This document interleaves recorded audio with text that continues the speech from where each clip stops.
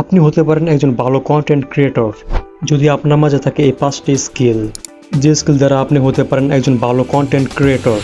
তো চলুন দেরি না করে চলে যাওয়া যাক মূল ভিডিওতে। নাম্বার 1, ট্রাভেল, অর্থাৎ কোনো জায়গায় যাওয়ার সময় আপনি ভিডিও ক্যাপচার করতে পারেন, সেটা হতে পারে বিমানে করে কিংবা সাইকেলে করে। নাম্বার 2, ডান্সিং, অর্থাৎ আপনার নাচের অভিজ্ঞতা। নাম্বার 3, ফ্যাশন, অর্থাৎ আপনার পরিহিত জামা কাপড়ের উপরে ভিডিও।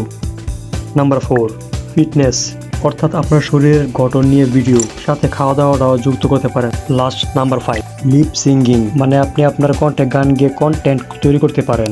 এখন হয়তো আপনার মাঝে একটা প্রশ্ন তৈরি হতে পারে, আর সেটা হচ্ছে 5টি কন্টেন্ট নিয়ে, যেগুলো সবার দ্বারা হয় না।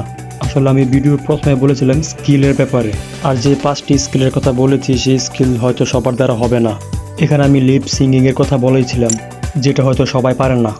লিপ সিঙ্গিং বাদে বাকি 4টা আমাদের দৈনন্দিন জীবনে করে থাকি। সোজা বাংলা কথায় বলতে গেলে একজন কন্টেন্ট ক্রিয়েটর হতে গেলে শিক্ষক, ডক্টর কিংবা বিজনেস আইকন হতে হবে না।